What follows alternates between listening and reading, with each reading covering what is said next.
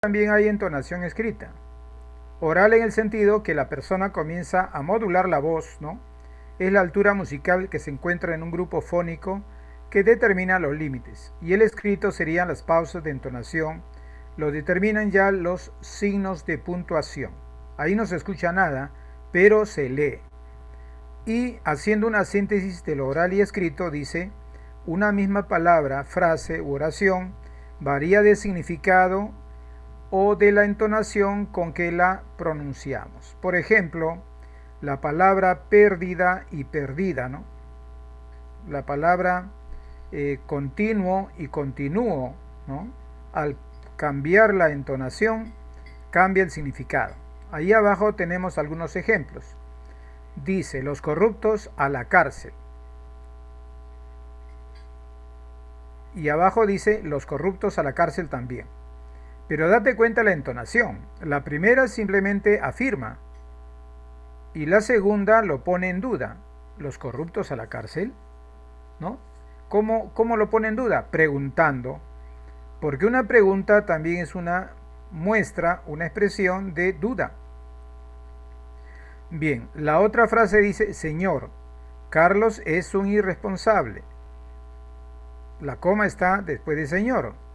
Pero en la segunda forma dice, Señor Carlos, coma, es un irresponsable. ¿No? Al decir Señor, coma, Carlos es un irresponsable, el irresponsable se llama Carlos. Y en el caso que dice Señor Carlos, coma, es un irresponsable, significa que le están comunicando a Carlos que existe un irresponsable, que no es Carlos, por supuesto, ¿no? Están acusando de repente a alguien. En cuanto al acento, solamente es el sonido de intensidad dentro de un mismo tono.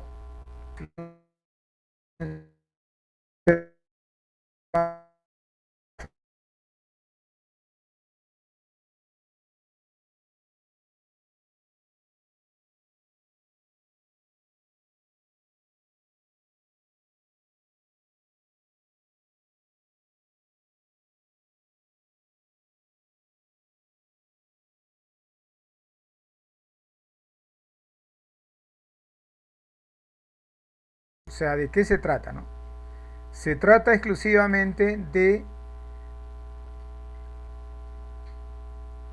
la... Se trata de mostrar clases de los fonemas suprasegmentales. Entonces no sería ejemplo de dos clases, ¿no? Uso de dos fonemas suprasegmentales, diferenciación de los fonemas, no. Aquí simplemente me están dando una clasificación. ¿Y de qué cosa? De los fonemas suprasegmentales. Por lo tanto, la respuesta de la primera lectura, de la primera pregunta, es la D. Ahora, y en la pregunta 2 dice, ¿es compatible con el mapa conceptual afirmar que los fonemas suprasegmentales prescinden de sonidos? No, no pueden prescindir. Te pide la compatible, este es incompatible. Como es incompatible, marco negativo. Son indiscernibles, pero a la vez complementarios, tampoco, ¿no? Según el mapa, tampoco. No lo expresa. Poseen una naturaleza y una función ortográfica, no. Y la parte sonora, la parte sonora también cuenta. Bueno, yo llegué hasta aquí que 3 son equivocadas. Por lógica, la cuarta debe ser correcta, pero vamos a comprobar. Siempre la duda con B joven. Dice, cumple una función distintiva a nivel fónico. Por supuesto, existen distinciones, ¿no? Y para distinguirlo, lo ordenamos, lo organizamos en un mapa conceptual. Indicamos quién es quién, eso es clasificar. Entonces la respuesta sería la letra T. Chicos, si voy muy rápido, ustedes ponen en el chat, muy rápido. Si está bien, ya no pongan nada, porque se supone que está bien, ¿no? Pero si está mal, ya saben, ¿eh? A veces la rapidez con la cual yo hablo puede ser muy rápido, ¿no? Porque mi cerebro va a 100 por hora, entonces yo hablo de acuerdo a mi cerebro. Pero puede ser que ustedes no estén entendiendo. Por si acaso voy a preguntar, ¿no? A la siguiente voy a preguntar quién entendió y quién no entendió. Ya. Vamos, dice aquí, a principios del siglo XVI, o sea, 1501 hasta 1600, ¿no? La mayor fuente de riqueza proveniente de las colonias españolas en América no venían del oro ni la plata. ¿Qué? ¿No era así? Muy escasos por ese entonces, ¿no?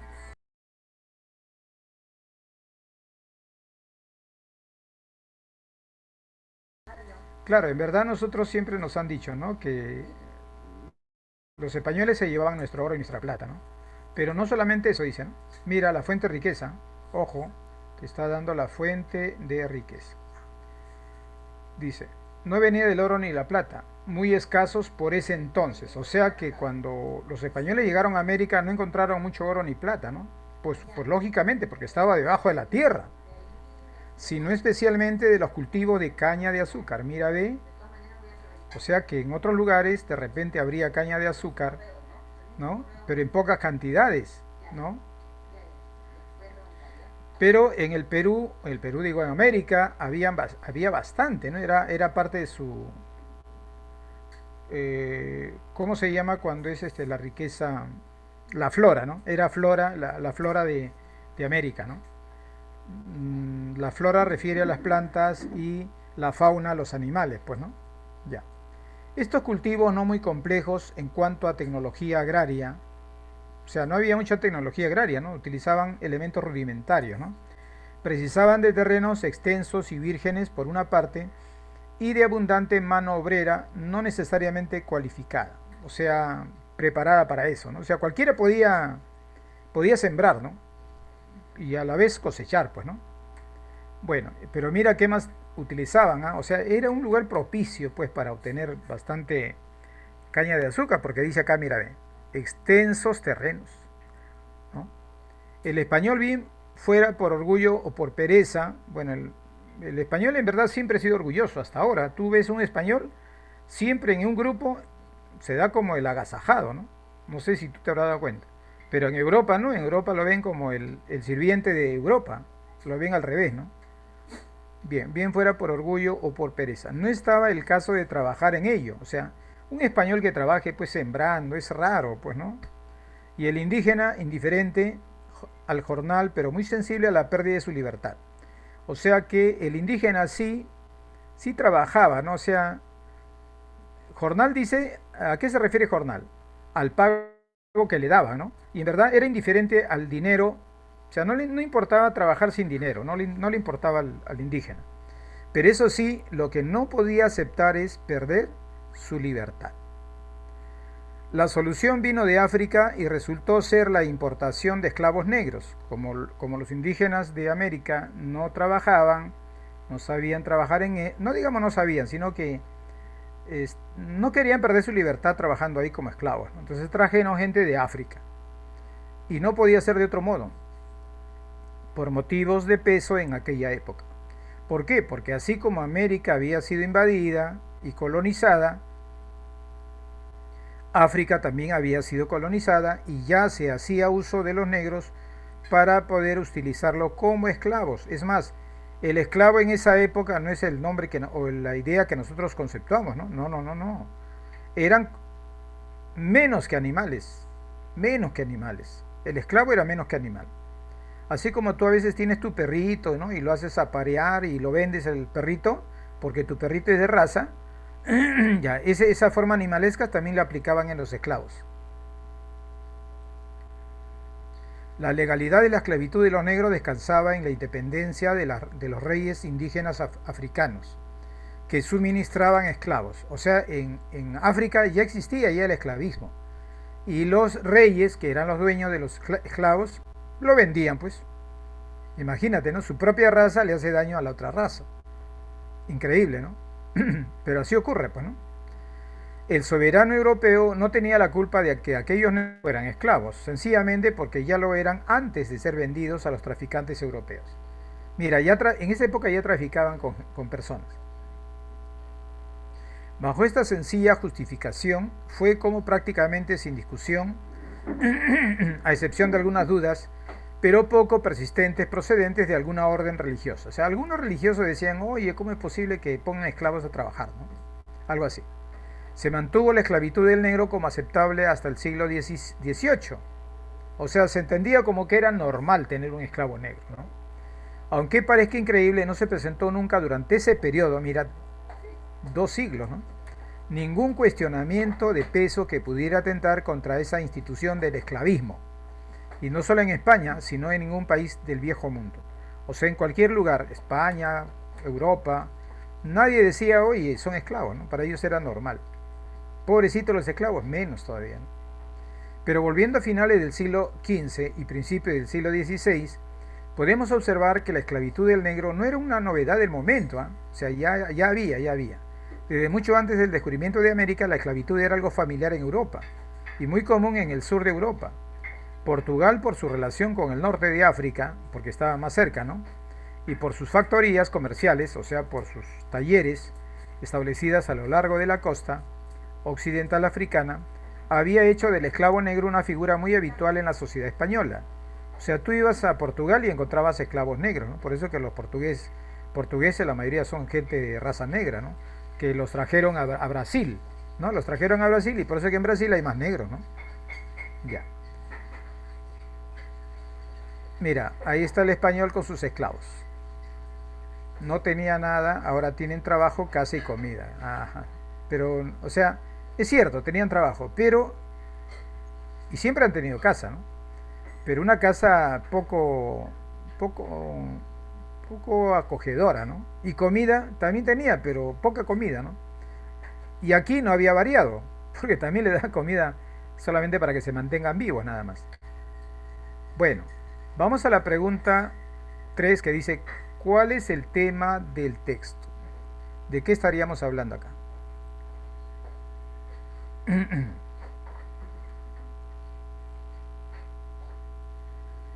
Ya está, la ABCD, son 4 alternativas.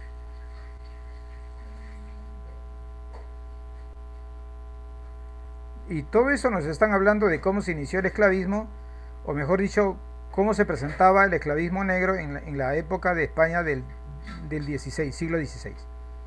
Ese sería el tema. En la cuarta pregunta dice de la caricatura, la expresión dice, no tenían nada, ahora tienen trabajo, casi comida. Cuando lo dicen, ¿tú cómo lo sientes? Como que es, oye, qué bromita, ¿no? ¿Festiva? No. ¿Pesimista, qué pena? Tampoco.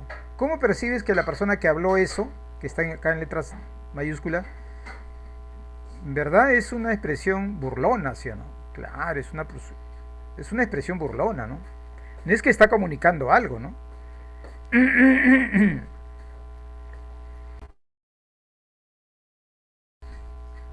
Era burlona, sarcástica. Persuasiva tampoco porque no se mostraba, ¿no? Ya. Vamos a la pregunta 5. En la pregunta 5 dice, en la caricatura la expresión no tenían nada, ahora tienen trabajo y comida, revela un trasfondo. Bueno, es la misma pregunta, no, es la misma frase, pero ya esta es otra pregunta. La frase se repite, ¿eh? No tenía nada, pero no está preguntando lo mismo. Porque si estuviera preguntando lo mismo, mira las alternativas. No sería lo mismo, pues, ¿no? O serían lo mismo. Y aquí habla de otra cosa, ¿no? Pero ¿cuál sería el trasfondo? El trasfondo es que expresaba un esclavismo, ¿no? Porque ese trabajo que tenían era un trabajo obligado. Esa casa que tenían era una casa de poca acogida. Esa comida era poca también. ¿Y quién va a tener todo eso? Un capitalista no va a tenerlo, ¿no? Un religioso, si fuera franciscano, quizá, ¿no? Pero todos los religiosos no son franciscanos. Podría ser genocida, porque se mueren de hambre, pues, ¿no? O esclavista. Y entre los dos preferimos anotar la letra C. Solamente estaba entre la C y la D, ¿no? Ya. Ahora hablemos de la pregunta 6. Se deduce del texto que la importación de esclavos negros en España, bueno, en verdad la importación de esclavos negros en España era natural. No porque el esclavismo se haya engendrado en España, no. En España no habían esclavos, los trajeron. ¿Y quiénes fueron los primeros en traer esclavos a Europa? Portugal. Portugal. ¿Es cierto? Portugal era el primero. Claro. Pero ver un esclavo en Europa era raro. No, no era raro. En España no, menos, porque en España había mucho más esclavos, ¿no? Entonces se deduce del texto que la importación de esclavos negros en España se comprendía entre el siglo XV hasta el XVI, podría ser. Estuvo legalmente respaldada por el monarca europeo, también puede ser. Le fue propicia para incrementar sus ganancias en la agricultura, también puede ser. ¿Fue necesaria para el trabajo en la extracción de minerales? No, descartado la D. Ahora, de los tres, vamos a escoger uno, pues, ¿no? Porque no podemos escoger los tres. Bien, decir que la importación era en esta época, tampoco se puede afirmar tan certeramente, ¿sí o no? Dice que en esa época se dominaba el esclavismo en esa zona, pero no habla de importación. O sea, no se refiere a la importación, ¿no? Es específicamente, ¿no? Entonces, ¿qué quiere decir? Que esta la descartamos. Solamente entonces habrían dos opciones, ¿no? Sería la B o la C nada más, ¿no? ¿Y tú cuál escogerías? Acá dice se deduce, ¿ah? Se concluye. Muy bien, ya tenemos respuestas en el chat. Muy bien. Y la respuesta sería la C. ¿Por qué, profesor? Porque bien, acá dice estuvo legalmente respaldada por el monarca de Europa. Sí, no se necesitaba. No se necesitaba, porque era natural que alguien tuviera un esclavo. Y si había leyes o no, o habría leyes, igualito era. El esclavismo era permanente. Era natural, dice ahí. Ahora, ¿por qué podemos afirmar o deducir que fue propicia para incrementar su ganancia en la agricultura? Claro, porque se habían dado cuenta que había grandes territorios con plantaciones, pero ¿quién iba a sembrar o quién iba a cosechar en última instancia, ¿no? Si ya estuvieran sembradas, ¿no? Porque la naturaleza también nos lo da, ¿no? De manera natural, de manera sin la intromisión de la mano del hombre, ¿no? Solo la cosa es que cuando lo vas a recoger, ahí recién interviene la mano del hombre, sí o sí. Pero la siembra no necesariamente puede ser por la mano del hombre, ¿no? También la naturaleza nos los brinda. Ya, bueno. Entonces ellos vieron, ¿no? De que, bueno, los ponemos a trabajar a los indios de América, pero se dieron cuenta que ellos no estaban acostumbrados a ese estado, ¿no? A ese estado de ser esclavos, uno, y segundo, que le paguen una miseria, comida y casa. Entonces, eso, algo así como que no lo acataban, ¿no? Entonces ellos, ¿qué cosa hizo el español? Fácil, sacó su cuenta, dijo, ¿no? Pero si en Europa hay esclavos, ya que era natural, bueno, fueron y trajeron esclavos. Entonces fue un caso muy propicio para poder aprovecharse de la agricultura en América, ¿no? Y por lo tanto, aumentar sus ganancias, ¿no? Ya. Pregunta 7. Es posible deducir que la legalidad de la esclavitud de negros, ojo, legalidad de la esclavitud de negros quiere decir que era que nadie reclamaba porque era ley, ¿no? Era una ley. No solamente eso, sino que ya se habían habituado ya. Sí, ya se habían habituado. Permitía al español suministrar esclavos al continente africano. Oye, pero ¿cómo el español va a suministrar esclavos al continente americano? Si de allí más bien salía. El rey de África, de cualquier país de África, ya era un esclavista ya. ¿No? Entonces, si era esclavista, ya tenía esclavos ya. La ha descartado. Se ejercía con el respaldo constitucional en varios países europeos. Respaldo no, ya era normal tener un esclavo. Y en Europa, pues, si hubiera legislación o no hubiera, no interesaba. No interesaba eso. Porque nadie le iba a reclamar. ¿No? Un español no va a reclamar a otro español, oye, porque tienes esclavo, ¿no? Claro. Y un africano menos, porque en África hasta el mismo rey era el esclavista, ¿no? Ya. Fue siempre aceptada y ejercida sin ningún tipo de cuestionamientos. La legalidad podría ser, claro, podría ser. Hasta ahí va ganando la C. Se justificaba en la comercialización de negros por los reyes africanos también. Los dos son respuestas, profe, pero ¿cómo puede haber dos respuestas, profesor? Sí, pueden haber dos respuestas, pero nos piden a nosotros que marquemos solo una. Y si nos piden marcar solo una, tenemos que escoger.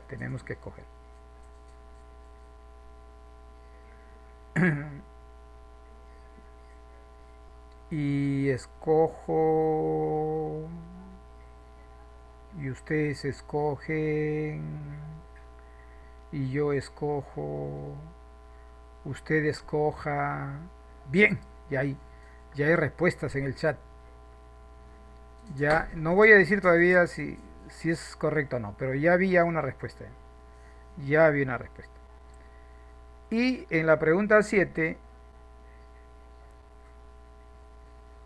la respuesta es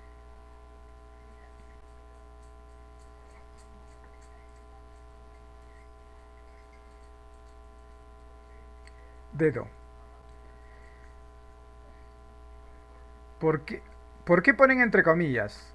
Porque en verdad en España no había leyes sobre este tema. Pero acá, ¿qué dice? Se justificaba la comercialización de negros por los reyes africanos. Porque los reyes africanos ya dentro, el rey hacía y deshacía pues de su pueblo, ¿no? Ah, claro. Y entonces a los negros lo tenía como esclavos, ya pues no. Si lo tenía como esclavos, ya pues sí o no. Entonces, si el mismo rey a sus súbditos lo tiene de esclavos, ¿quién va a reclamar en España? Nadie, sí o no. Nadie, pues nadie. Nadie puede reclamar. O sea, no porque no se pueda, ¿no? Sino porque no veían lógico, ¿no? Si de su propio origen ya eran esclavos, ya, ¿no? O sea, no le habían cambiado la condición pasar de África hacia España, ¿no? No le habían cambiado su condición. Ya, vamos entonces a la pregunta 8, ¿ya? Según la caricatura, resulta incompatible afirmar que los esclavos,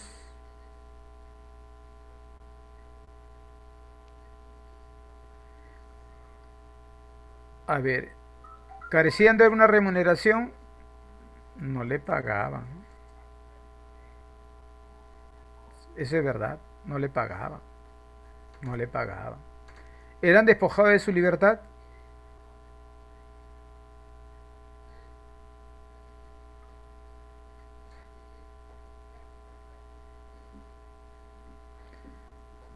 Si yo veo eso que está ahí en la figura, yo sí puedo afirmar esto, que eran despojados de su libertad. Claro, también puedo afirmarlo. ¿Puedo afirmar que se sienten sometidos y vulnerables? Claro, ¿sí o no? Claro.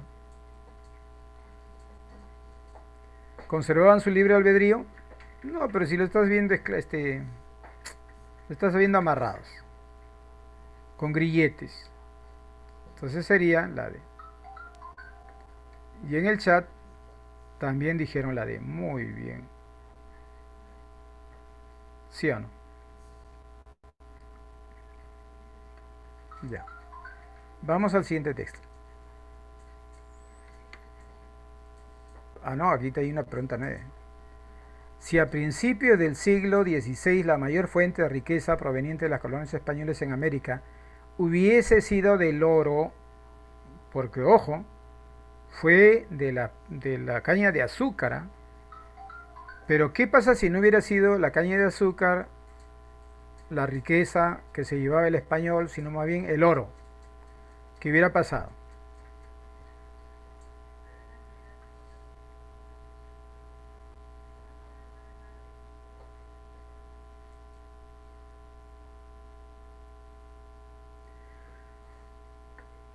Sería muy probable que el esclavismo no se hubiese cristalizado, pero ¿quién iba a sacar de las minas? Otro esclavo, pues, ¿no?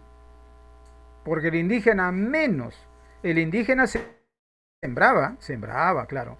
Pero si el indígena sembraba, ¿por qué no llevaron al indígena a que siembre caña de azúcar? La razón era porque, uno, no le pagaban, ¿sí o no? Es una de las razones nada más. Y segundo, que iban a perder su libertad. Y en esas condiciones no aceptaron. Y si es como se llama, el oro, lo que sacan, el español hubiese querido sacar oro para enriquecerse. Bueno, sí sacó, pero fue en menos cantidad que la riqueza lo encontraba más bien en la plantación, ¿sí o no? Entonces, lógicamente, lo mismo iba a pasar con el indígena. No iba a cambiar que haya o no haya esclavismo. O sea, por eso la A no puede ser. Igual el esclavismo iba a ser necesario, ya sea para sacar caña de azúcar o ya sea para sacar oro. La B dice, los cultivos de la caña de azúcar habrían incrementado su rentabilidad.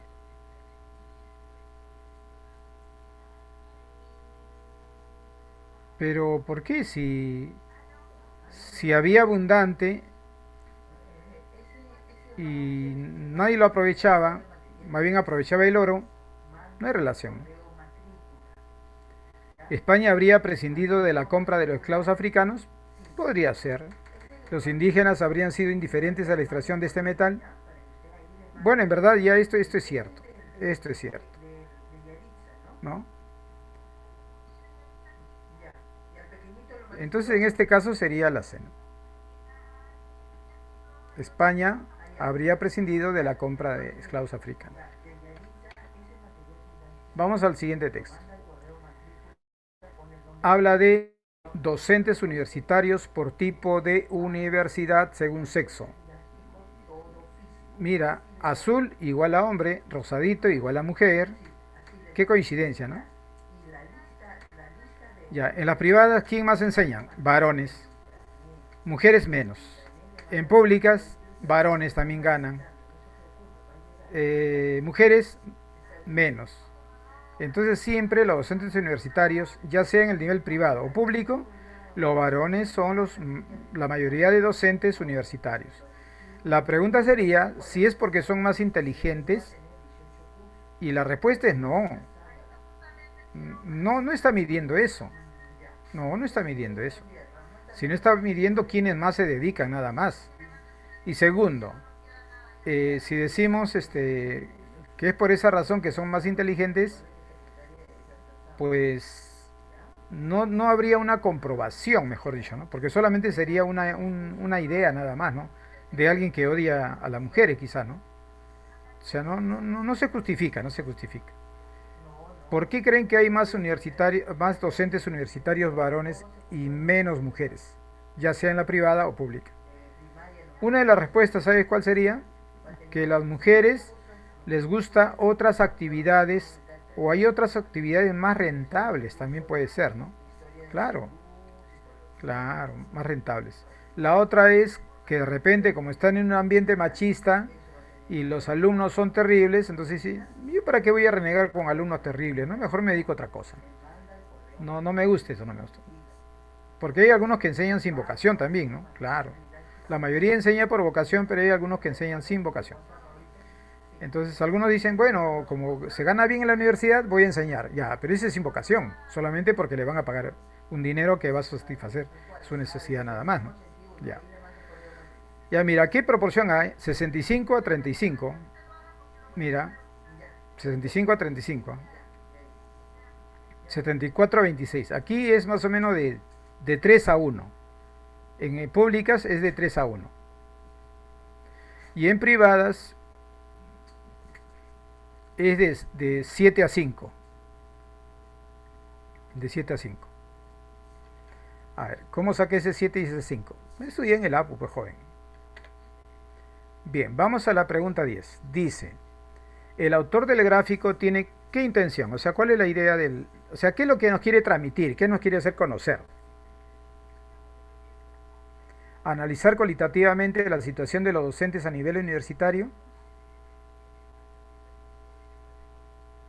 Podría ser, pero solamente una situación, ¿no? Solamente si es mujer o varón, ¿no? Destacar la participación femenina en la docencia universitaria, podría ser. Aclarar las diferencias significativas de labor docente según el género, mejor todavía, ¿no? Claro. Informar sobre el ejercicio docente en 2010 según indicadores específicos. Ah, claro. ¿Cuál sería el indicador específico? El que sea mujer y el que sea varón. Entonces en este caso sería, y el chat lo dijo, Núñez, Daniel Milla, lo dijeron muy bien, la D. Claro. Informaron el ejercicio docente, pero a la vez también señalaron cuántas eran mujeres y cuántos eran varones, ¿no? Algunos no lo contaron. Uh, Vamos a la pregunta 11. ¿Eh? No se condice con el gráfico, o sea, no es compatible con el gráfico. Cuando dice no se condice, no es compatible, o sea, contradice al gráfico quizá, ¿no? A ver, ¿qué podríamos marcar? A ver, la cifra total de docentes en universidades privadas era el 56%, la cifra total de docentes era del total de docentes en universidades públicas. ¿Dijeron cantidades? Vamos a ver ya. Vamos a revisar. Mira, de 37, casi 38, el otro 22, de 38 a 22, 38 a 22%. ¿Eh? No, mejor dicho, de 38.000 a 22.000, ¿ya? Estamos redondeando. 38.000, 22.000. ¿Y acá qué dice? ¿La cifra total de docentes privadas era el 56% del total? No, no es ese porcentaje. Eso no dice. Por lo tanto, la A podría ser hasta ahora, hasta ahora. En las universidades privadas, las mujeres docentes eran el 54%. En las privadas, no. Sí. Ah, ya, ok, sí. La cantidad de docentes en las universidades privadas diferían notablemente de las públicas. Ah, también hay mayor cantidad, ¿no? Habían 59.085 docentes varones y mujeres que desempeñaban su labor de manera formal, también. Sumando. Marcamos la A. En la 11 marcamos la A. No había marcado yo, ¿no? Ahora sí. La flechita. Acá dice, ¿qué significa esa obra? ¿Qué decía en la obra? Código de ética. Entonces, ¿qué es un código? Pues, ¿no? Es un conjunto de normas que deben aplicarlo, ¿no? Un grupo de personas o también la totalidad, ¿no? Un código. Pero este código no es un código cualquiera, ¿no? Es un código ético. ¿Y qué cosa argumenta uno de los ancianos? Dice, pues, no es uno de los ancianos, uno de los cavernícolas, ¿no? Uno de los trogloditas. Será un libro de utilidad para todos. La pena es que ya para el año 2009 lo habrán olvidado. Qué pena, ¿no? Centralmente la caricatura hace alusión a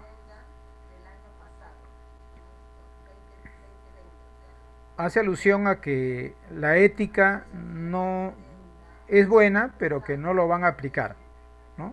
Por lo menos en el futuro. La finalidad de la ética, los albores de la moral, la aparición del código de ética, la caducidad de la ética. Marcamos la C. Y en el chat dijeron, ya, la C.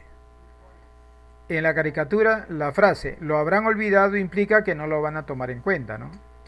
Claro, no lo van a tomar en cuenta.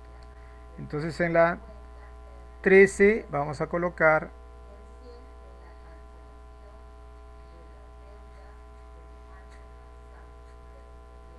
¿por qué la devaluación moral? Porque ya pues la moral va a estar por lo bajo, ¿no? Muy bien, Irán, muy bien, esa es la respuesta, Irán.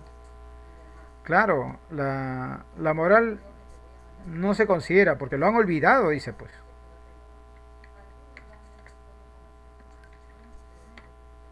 Ya, vamos a la 14. Resulta incompatible con la caricatura sostener que el código de ética, incompatible quiere decir que contradice, ¿no? O sea que no está de acuerdo al texto. Posee un valor intrínseco para toda la humanidad. Eso es verdad. Con el transcurso de los años va perdiendo valor. También es verdad. Ha quedado rezagada por la modernización social. También es verdad. Apareció de manera casual en la vida del hombre. No se puede sostener, ¿no? Ya, entonces en la 14 marcamos la D. Flechita. Ya. Ahora pasamos a un texto, al texto siguiente, ¿no? El lenguaje o el habla. El lenguaje o el habla no es para el conductista americano más que un conjunto de respuestas verbales adquiridas por condicionamiento, proceso por el que se adquiere una respuesta debido a la intervención de un refuerzo. ¿Te acuerdas ¿cómo se llama? ¿Qué cosa es el condicionamiento? ¿No? Estas respuestas verbales son concebidas como operantes verbales, como una clase de respuesta definida por las condiciones, antecedentes y consecuentes que controlan su ocurrencia. Skinner supone que las primeras respuestas operantes adoptan la forma de comandos, de tactos y respuestas de eco. ¿Un comando qué es? Es un operante verbal que ocurre en condiciones de privación o de estimulación aversiva y trae consigo el refuerzo que la propia conducta verbal especifica. Por ejemplo, el niño dice leche y su mamá se la da. Un tacto es una respuesta de designación en la que el niño dice el nombre de algún objeto de su entorno y es premiado por la aprobación de la madre. Así, cuando el pequeño empieza a decir mamá, su madre muestra enseguida una satisfacción sin reservas, y una respuesta de eco es la repetición de un enunciado del propio niño o del adulto, ¿no? Si yo digo fuego, ¿tú qué? ¿Prendes algo o qué? Su premio es de carácter autoestimulatorio. Hablar como lo hacen los adultos constituye un refuerzo para el hablante aprendiz, o sea, para los niños, ¿no? Porque los niños copian, imitan se llama eso, ¿no? Imitan. Los mecanismos básicos para la adquisición del lenguaje son, desde esta perspectiva, uno, la asociación. La asociación. Por ejemplo, si yo te digo, niño, comer, avión. Mira, te dije tres palabras, ¿ah? Niño, comer, avión. Ya tú asociaste, ¿sí o no? Que las madres para hacer comer a los niños, ¿no? Con la cuchara hacían como si fuera un avión y que tenía que entrar a su depósito, ¿no? A su hangar, ¿no? Claro, pues, ¿no? Esa es una asociación. La imitación, ¿qué sería? Mira, si en tu casa todos comen un trigo, desde que tú naciste, ¿eh? Entonces a ti siempre te va a gustar comer trigo, porque te han enseñado a comer en casa. Tú has visto que tus familiares han comido. Entonces esa es la imitación. Y el refuerzo sería simplemente algo que el niño hizo una obra de bien, entonces tú le dices, oye, qué bacante salió. Esas palabras están reforzando una acción, ¿sí o no? Claro. Si tú haces una travesura y alguien te dice, oye, malcriado, ¿qué está haciendo? Reforzando también la malcriadez, ¿sí o no? Claro, eso también es un refuerzo. Entonces, cuando tú a tu hermano le dices travieso, le dices bipolar, tóxico, como quiera que le digas a tu hermano, lo que estás haciendo no es insultarle, no es eso. Le estás reforzando su actitud, ¿no? Ya. Junto a sus variantes como el moldeamiento proceso por el que se refuerzan sistemáticamente las conductas que se van aproximando cada vez más a una meta. Así, al principio las madres refuerzan casi cualquier emisión vocálica que produzca el bebé para decir mamá, claro, ¿no? Si el bebé dice ma, no le ha dicho mamá, le ha dicho ma. Entonces, pero la mamá, qué quiere hacer? Justificar que lo dijo, que por lo menos tuvo la intención, pero poco a poco se va volviendo más exigente con respecto a lo que exige a su hijo. Es decir, antes de mostrarle su satisfacción ya le obliga, ¿no? Al hijo por ejemplo, hay hijos que sus madres les obligan a comer, pero no tiene hambre. Sin embargo, la mamá dice, tienes que comer, tienes que comer. Pero de repente el niño no tiene hambre, pues, ¿no? Ya. Bien, ojo que ese fue el texto A. Ya, ahora vamos al texto B. ¿Ah? Para Chomsky, ahí está mi ídolo, para Noam Chomsky, por el contrario, el lenguaje es ante todo un núcleo formal de reglas sintácticas al que se subordinan los demás componentes del lenguaje. Chomsky, nacido en 1957, casi mi país, mi contemporáneo casi. Sus ideas suponían un cambio revolucionario en el quehacer de la lingüística. Claro, porque él es el creador, pues, ¿no?, de la escuela generativo transformacional, ¿cierto? Nosotros trabajamos para el examen de admisión ¿con quién? Con la gramática estructural, ¿no es cierto? Ya. Ocupada hasta entonces en describir los elementos que componían el lenguaje y por tanto en elaborar los criterios taxonómicos. Acuérdate que la taxonomía es cuando no se hace una clasificación de los seres vivos, ¿no? Un ejemplo nada más. Un criterio taxonómico quiere decir que hay un orden, ¿no? Hay una clasificación que permitieran tal descripción. crearon una cartilla de clasificación, ¿no? Sin embargo, Chomsky quiso hacer de la lingüística una ciencia explicativa, una ciencia capaz de explicar la creatividad del lenguaje, la capacidad que tenemos las personas para comprender y producir enunciados nuevos. Claro, porque si tú de repente no eres un estudioso de la lingüística, pero te das cuenta que nosotros somos hábiles para escuchar algo y darle su forma, ¿no? El ser humano es muy creativo en ese sentido, ¿no? Siempre lo que escucha lo va acomodando, ¿no? Claro. Eh, y producir enunciados nuevos, oraciones que no hemos oído jamás. Y la recursividad, la posibilidad de alargar hasta el infinito las oraciones insertando sucesivamente cláusulas en los puntos adecuados. Primera expresión dice, Juan llegó tarde. No estoy hablando de nadie. Juan cansado, Juan cansado, Juan cansado de esperar a Javier llegó tarde. Juan cansado de esperar a Javier, el primo de Susana, llegó tarde. Las oraciones no son lineales, cada una de ellas posee una estructura interna que debe ser conocida por el hablante y reconocida por el oyente, a pesar de que sus límites no están delimitados externamente. La producción y la comprensión de frases requieren el conocimiento, no necesariamente consciente de las reglas que rigen la producción de tales estructuras. Chomsky intentó de hecho idear un procedimiento capaz de generar el número infinito de frases que pueden aparecer en una lengua natural y que solo pertenezcan a esa lengua. Y este intento hizo, como señala Searle, que su teoría recibiera el nombre de gramática generativa, ¿no? Ya, vamos a la primera pregunta. ¿Ya? Dice, el texto A y el texto B tienen como objetivo explicar qué cosa.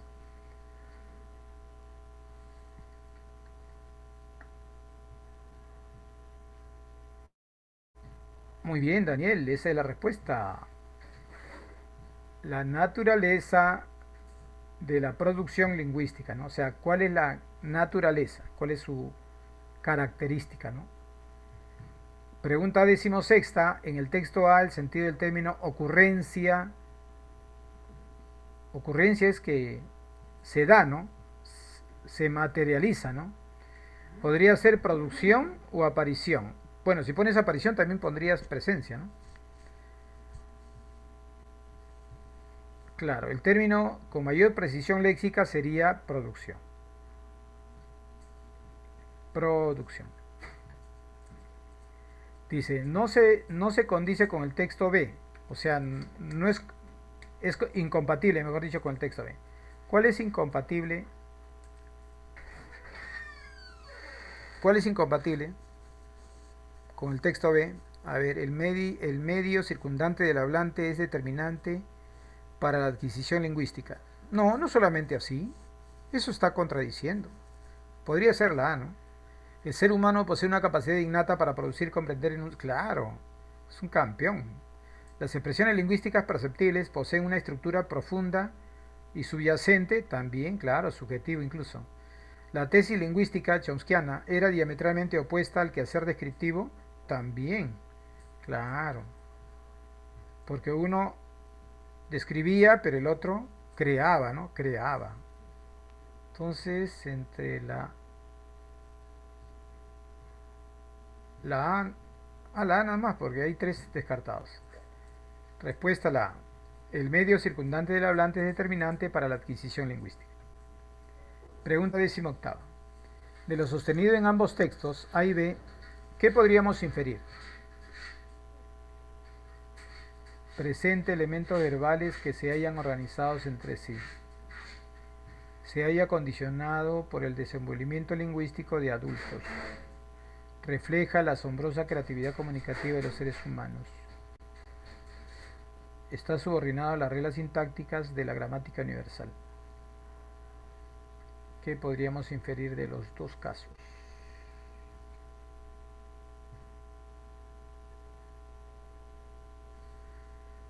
Primero,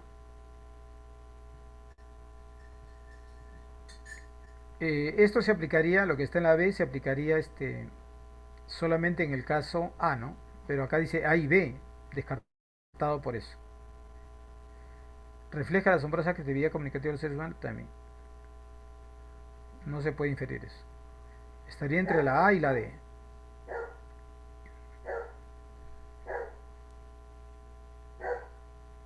Desdice lo que está subrayado. El único que se podría inferir sería esto, ¿no? ¿Por qué decimos que están organizados entre sí?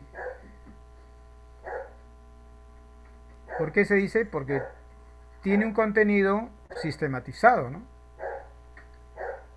Ya. La pregunta 19. Si Chomsky se hubiera enfocado solo a describir los elementos que componían el lenguaje. Pero Chomsky no decía eso, ¿no? Sino decía que el ser humano era innato creador, ¿no? Era nato creador. Innato y innato es lo mismo. Innato creador de, de palabras, ¿no?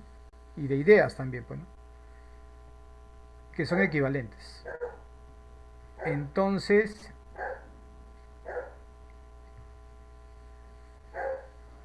podría ser la A, porque habla de la descripción, ¿no? Sus argumentos supondrían un cambio revolucionario en el quehacer lingüístico. Mira, acá dice una suposición, ¿eh? Si se hubiera. Y en verdad, él es lo que dice acá, ¿no? Por eso no puede ser. Descartamos. Su tesis sobre el lenguaje estaría influenciada por los conductistas americanos. Tampoco, ¿no? Se habría abocado sin duda a darle un valor explicativo de la ciencia lingüística. Podría ser entre la A y la D. Claro, se habla de escribir descriptivo. O sea que en la pregunta nomás ya estaba la respuesta. En otras palabras, ¿no? Ya, a ver acá. Vamos a hablar ahora de quién. La Oficina de Infraestructura Penitenciaria del INPE señala que el sistema penitenciario cuenta con dos tipos de establecimientos. Establecimientos penitenciarios para la población privada de libertad. En mayo del 2012 son 66 establecimientos penitenciarios habilitados. Y la B, establecimiento de penas limitadas de derechos y asistencia postpenitenciaria, extramuros fuera de la cárcel, ¿no? Que controla a la población de liberados con beneficio. Hay personas que los liberan, o sea, delincuentes que los liberan con ciertos beneficios, que deben estar en su casa encerrados. En mayo del 2012 son 63 establecimientos que funcionan para estos fines. Mira la cantidad de esa, 66, 63.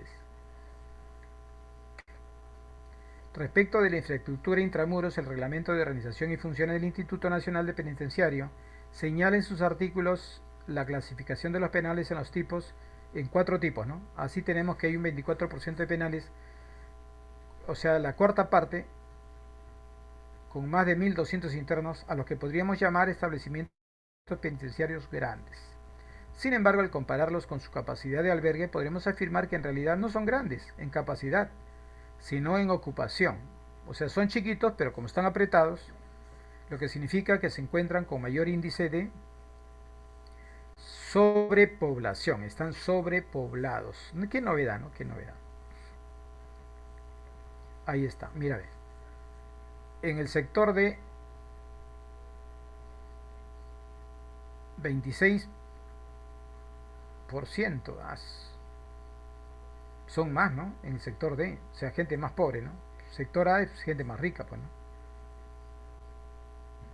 ¿Qué otro dato más?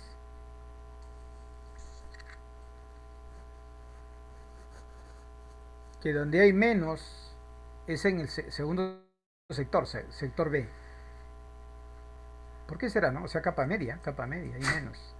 Porque el de capa media vive con su plata, pues, ¿no? En cambio, la clase A pueden haber, a pesar que hay gente que vive de su plata, también hay muchos delincuentes de cuello, ¿no? De cuello corbata, ¿sí o no? Claro, los congresistas, ¿no? Y los políticos en general, ¿no? Ya. Vamos a la pregunta 20.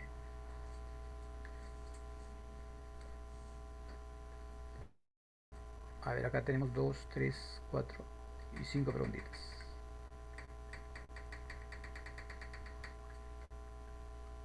Ya, entonces vamos acá.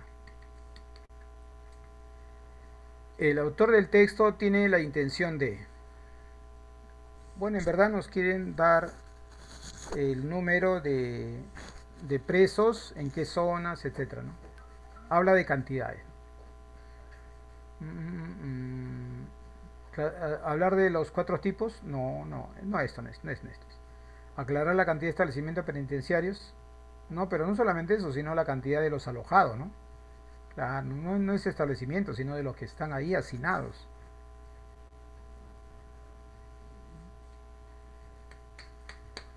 A explicar la diferencia entre tampoco, ¿no? Ya, esta es la idea. La situación. O sea, si están hacinados o no, pues, ¿no? Y entonces la respuesta de la 20 sería la D. Claro, porque al informar la situación significa que hay penales que tienen una gran cantidad digamos, de delincuentes, pero no es porque el penal sea grandazo, ¿no? Sino porque están hacinados. Y por eso que ocupan esa cantidad de, de habitantes, ¿no? En la pregunta 21 dice, en el texto del término capacidad, ¿qué connota? Cuando hablamos de capacidad, claro, denota cantidad, pero acá no me dicen qué denota, sino qué connota. En la 21, ¿no? Y a ver qué pusieron acá.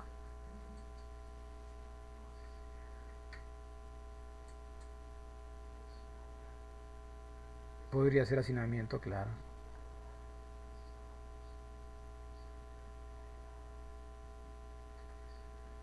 Hacinamiento. Muy bien. Pregunta 22. A ver, aquí pusimos. Según el cuadro, resulta incongruente con los datos afirmar que en el año 2012. Ya, ¿cuál marcaríamos acá?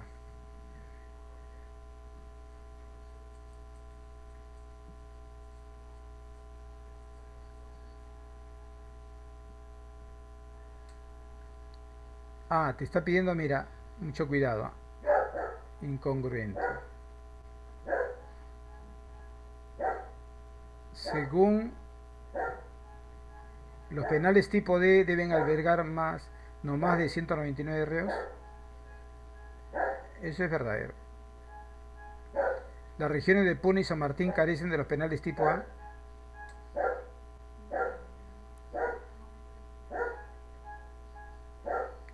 En la región Lima hay un total de 18 establecimientos.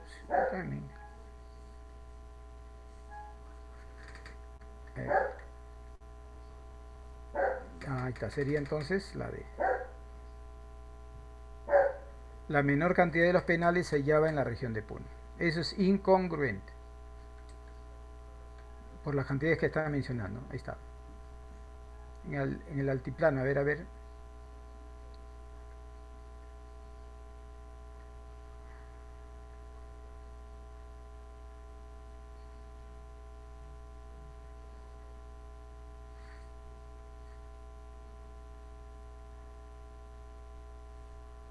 Ahí está, ¿no? 2, 2, 4, ¿no? Es el menor, ¿no? Tipo de establecimientos. La pregunta, a ver.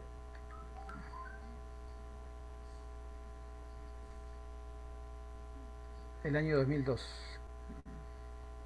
La B.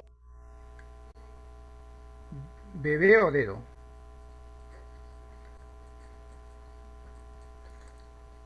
D, ¿no? Está bien, ¿no? La B. Tipo A. Puno y San Martín, a ver. Puno y San Martín. B no hay en San Martín, ¿no?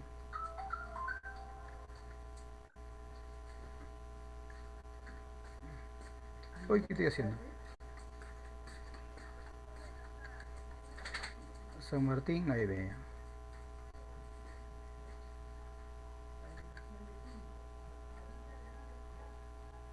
Puno y San Martín dice carecen de penales tipo A. Puno y San Martín, a ver, veamos, ¿eh? Puno Es altiplano Puno. Sí hay A. La B no Sí hay. sería, ¿no? O Está sea, bien, es la B.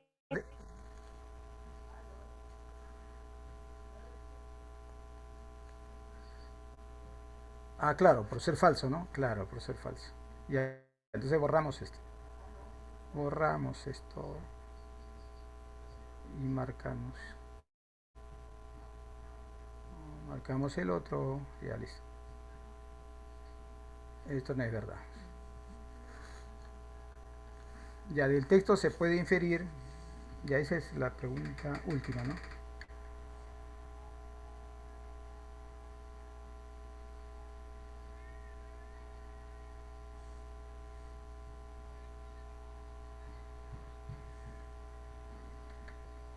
Ya del texto se puede inferir que los establecimientos penitenciarios del año 2012 ¿D? contaban.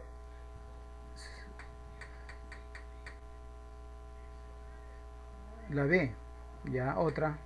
Sumaban un total de sentencias penales y su mayoría albergaba más de 1.200, carecen de incongruencia en su infraestructura y cantidad de reos albergados. Ya, claro.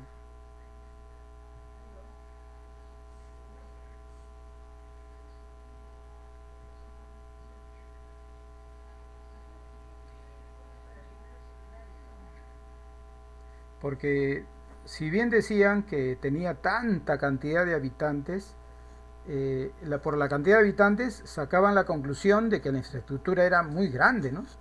Pero no es que era muy grande, sino que había mucho hacinamiento, ¿no? Dedo. Ya, y esta sería la última. Si los establecimientos penitenciarios grandes solo albergaran la cantidad suficiente para su infraestructura, o sea que no hay hacinamiento, pues, ¿no? Para su infraestructura, entonces, ¿qué pasaría? Ya, esa sí está regalada. Claro, sería evidente que hay correspondencia entre la capacidad y la ocupación, ¿no? O sea, sería una ocupación normal, no habría hacinamiento, no habría hacinamiento.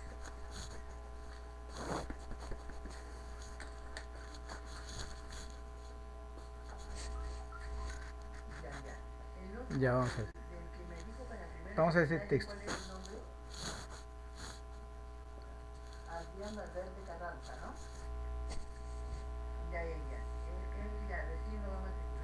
Ya, ahora sí. El Servicio Nacional de Meteorología e Hidrología precisó que la presencia del fenómeno El Niño Costero durante el verano moduló en gran medida las precipitaciones y condiciones térmicas, principalmente en la vertiente occidental del país, específicamente en Piura. En Piura. A ver, vamos a ver.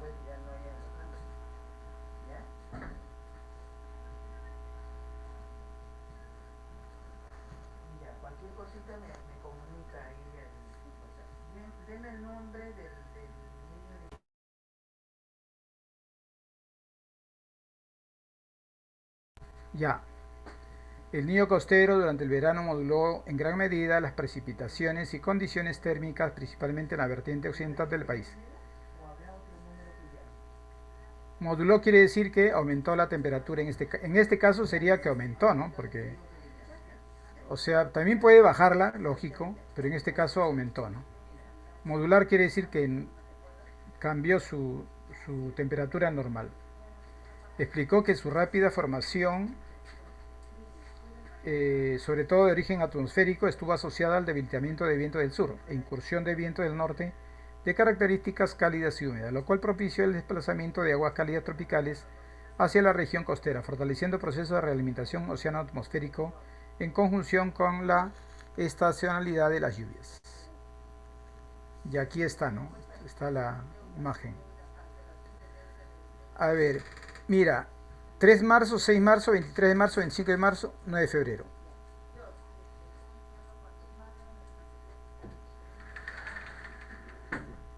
Piura, Lomas, Sullana, Morropón. Uno, 2, 3, 4 Piura, 1 Arequipa. El de Arequipa ha sido visto en el 9 de febrero. ¿Eh?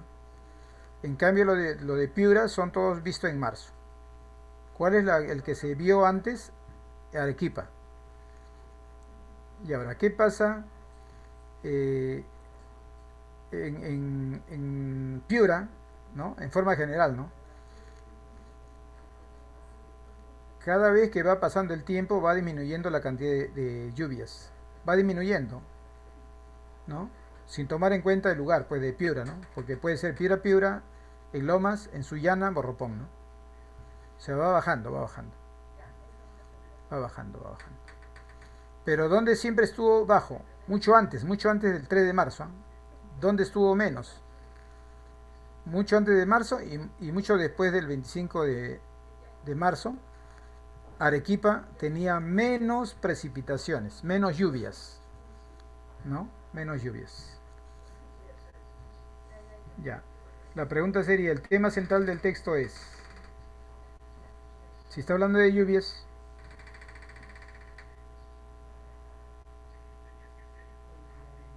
La D, pero estamos hablando de Piura y Arequipa, ¿no? Las intensas lluvias en toda la costa pero registradas por la D. la DEP. Y en el texto el sentido del término modular Incrementar. La. puede ser modificar e incrementar. Entre los dos está. Moduló dijo que incrementó las lluvias. Claro, pero también puedo ser bajar las lluvias, ¿te acuerdas? ¿Te acuerdas que yo dije? También puede ser bajar las lluvias o subir las lluvias. El costero, lógicamente, es para aumentar. Ahí está la duda, ¿no? Claro.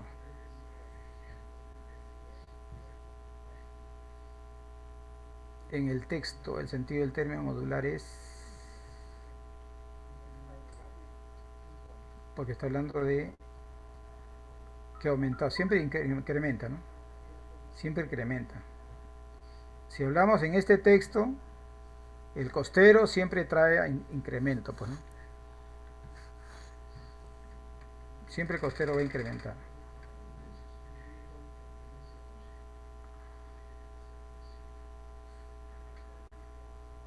(27) Según el gráfico 1, es posible afirmar que las lluvias... hay que ir a recorrer eso. Ya.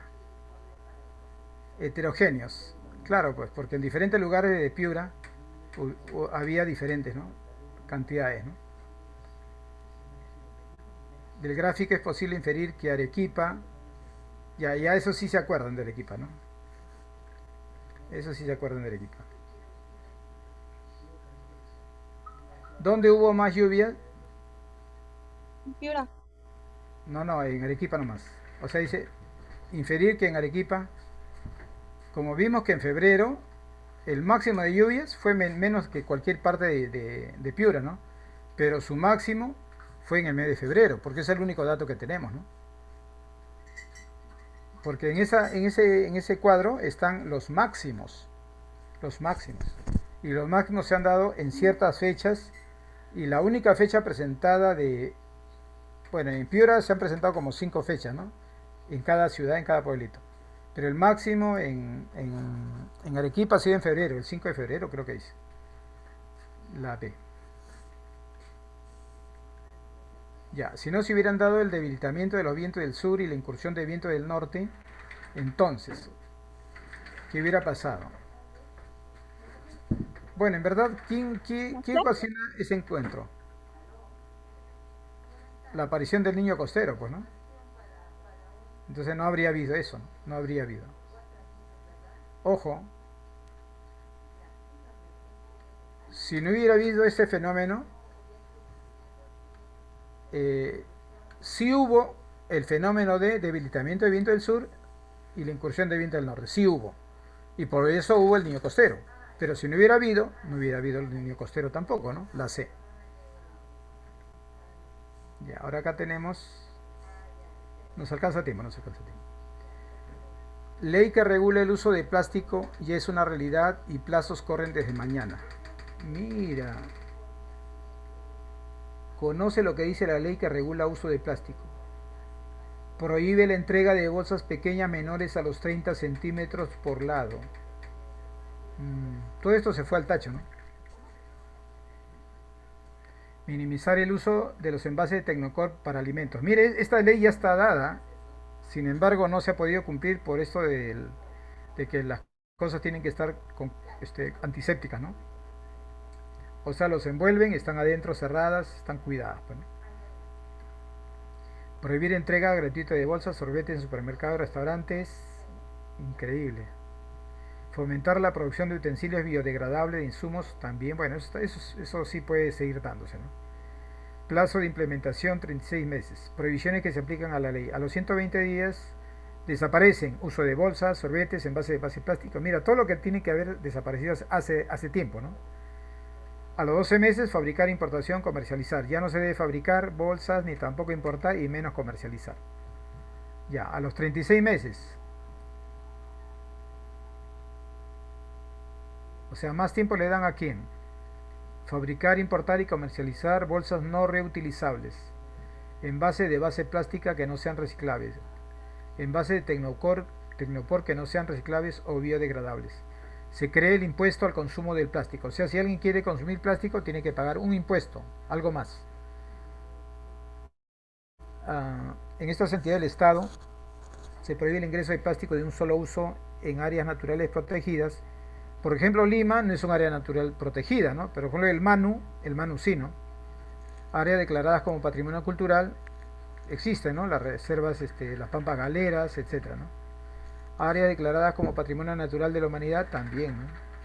Caso del Cusco, ¿no?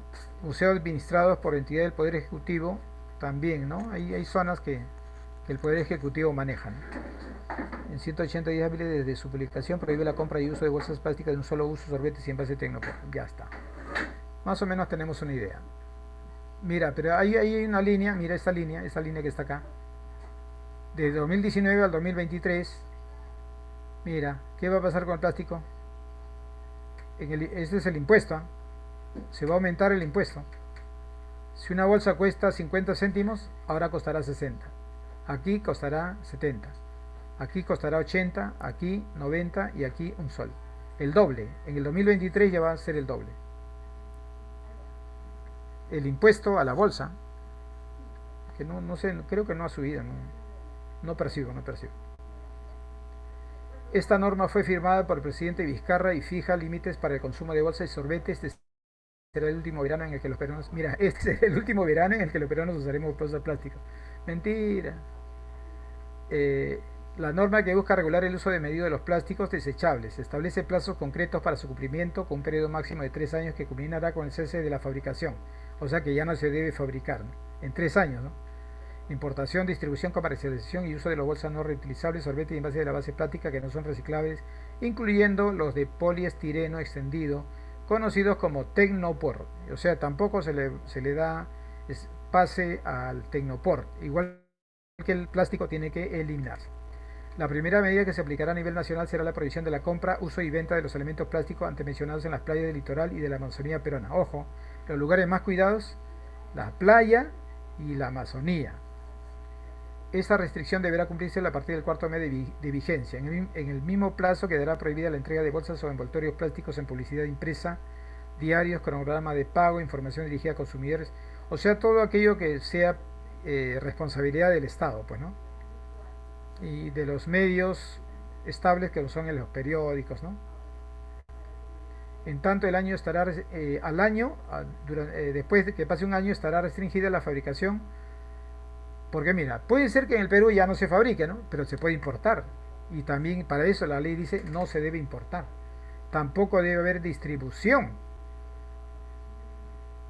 Puede ser que no se importe ni se distribuye, pero alguien, o sea, no distribuir quiere decir que no va la persona a entregar a otro lado, ¿no? Pero tú puedes tener en tu casa bastante bolsas y alguien viene y te lo pide. Tampoco debes entregar, según esto, ¿no? Acá dice entrega. Comercialización menos, ¿no? De bolsas de base polimérica de menos de 30 centímetros por lado y 50 micras de grosor. Estas bolsas se rompen fácilmente y al ser desechadas tardan más de 100 años en degradarse, se contaminan las fuentes de agua y ponen en riesgo la vida de las especies. La norma que fue aprobada en el Congreso el 5 de diciembre último también establece el cobro de un impuesto para quienes a partir del próximo año compren una bolsa de plástico, en la cual se va a duplicar en el año 2023, ¿no?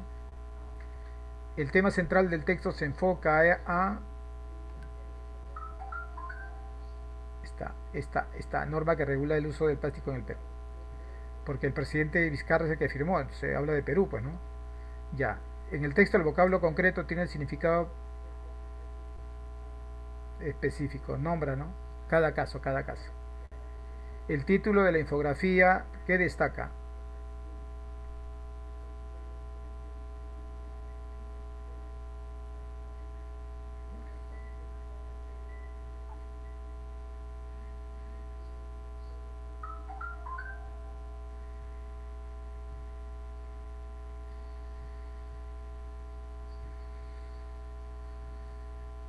Esto.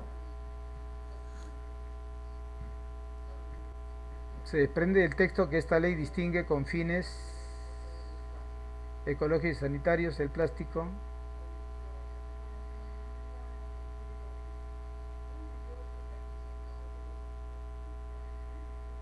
distingue porque sí acepta el desechable, ¿no?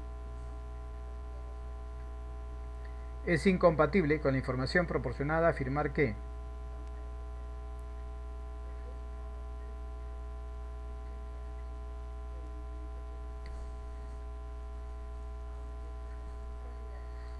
la ley aprobada en el Congreso responde a una preocupación por el medio ambiente con la firma del presidente Vizcarra, cierto. Se busca fomentar una producción de utensilios biodegradable que reemplace el uso del tecnopor desechable, correcto. El impuesto establecido al consumo de plástico busca desalentar su uso paulatino, claro. Está prohibida la producción de plástico de un solo uso en nuestro país desde la aprobación de la presente ley.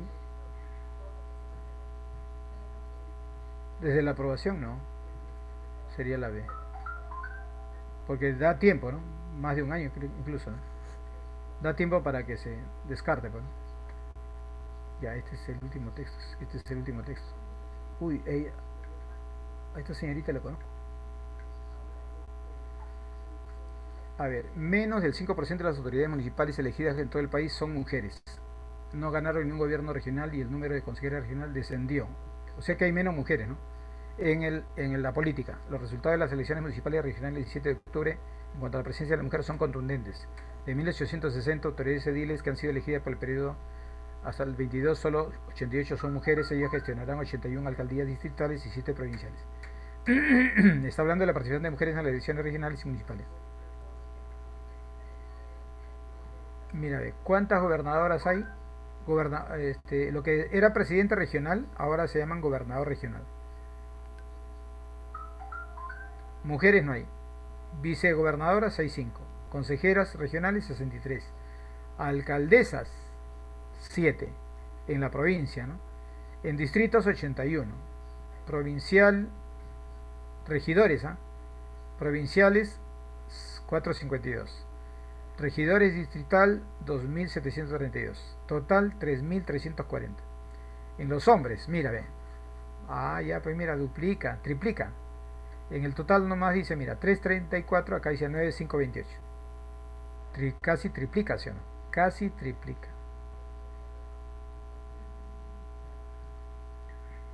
En todo, ¿no? Acá dice 2, acá dice 6. Acá dice 400, acá dice 1000. Duplica. 81, acá dice 15. Sería más o menos el doble. 7, y acá mira, 188. Alcalde, 63, acá mira cuánto hay. En el hombre es el caso de gobernadores, hay 25 gobernadores. O sea, no hay gobernadoras mujeres. Bueno.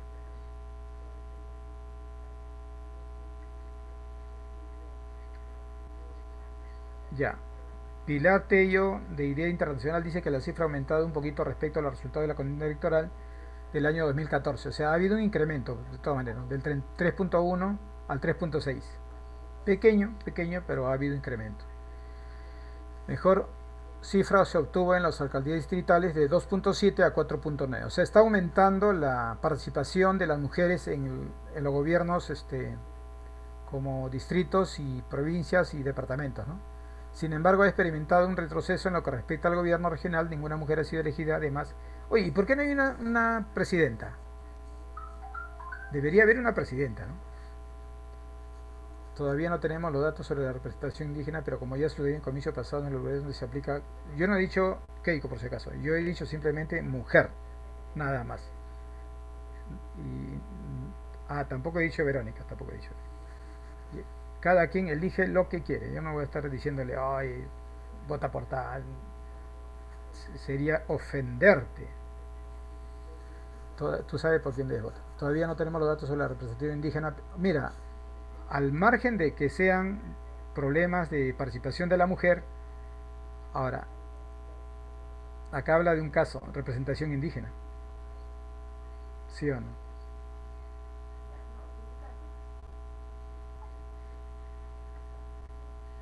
Se indígena, jóvenes, me dijeron que una misma persona se cumplan las tres cuotas. Pilar Tello recuerda que no tenemos normas sobre paridad y alternancia. ¿Saben qué es paridad y alternancia? Pues no. Ya, paridad quiere decir, por ejemplo, que en el Congreso, si son 100, vamos a suponer que sean 120 congresistas, porque son más, pues no. Se dice que el 33,3% deben ser mujeres, o sea, de 120, 40 deben ser mujeres. Eso es paridad. Y alternancia es que pueden participar en cualquier puesto, ya sea congresista, diputado, senador, que de repente hay en el futuro, no sé. Ya bueno. Ni siquiera hemos visto el problema indígena dentro de las mujeres. Ya, 35. Fundamentalmente el texto expone qué cosa.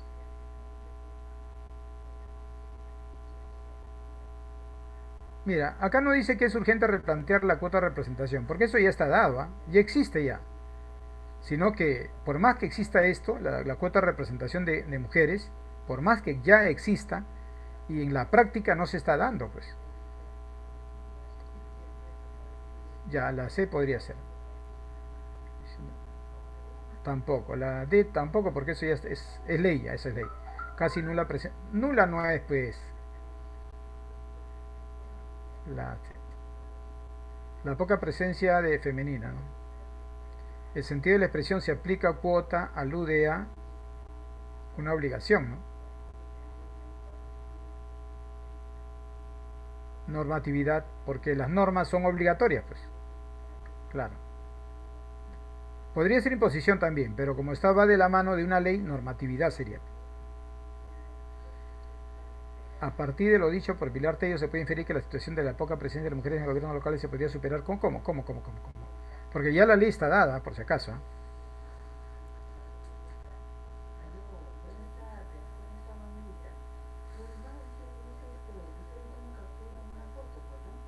Ya.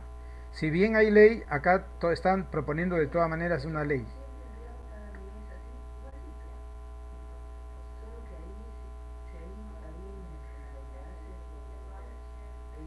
A ver, ¿tú qué harías para aumentar, para que vayan más mujeres al gobierno?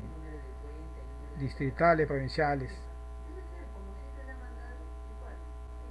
Ya, es cierto, esto no.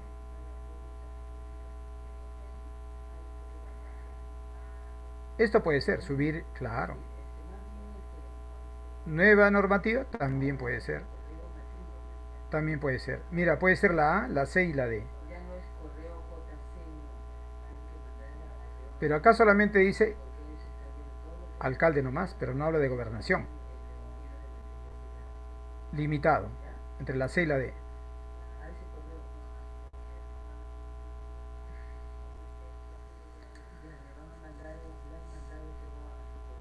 La diferencia entre eficiente y eficaz es la que decide.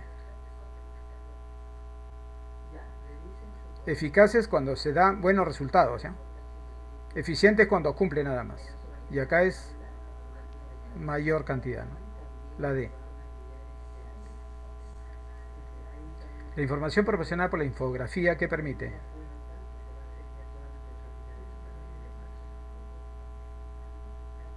una mejor visualización del fenómeno, ¿no? De la poca participación de la mujer en los gobiernos. En el diseño de la infografía, los números de la columna de la variable mujer tienen un tamaño diferenciado respectable del variable hombre. Es posible deducir que esta diferencia ahora Se debe a la escasa participación femenina en el gobierno local interior de BSL. Enfatiza el proceso. Ah, ya, lo que está para ocurrir. Pues. Remarca el escaso número de autoridades femeninas para el periodo 2019-2010. Bien, culminado. Bien, chicos, hemos culminado. Nos pasamos 3 minutitos. Miss, muchas gracias. Me retiro. Hasta la próxima. Chao. Xiao, xiao, xiao, ¿no? Se dice C-I-A-O. Ya, me despido, chicos. Nos vemos, chicos. Nos vemos, chicos.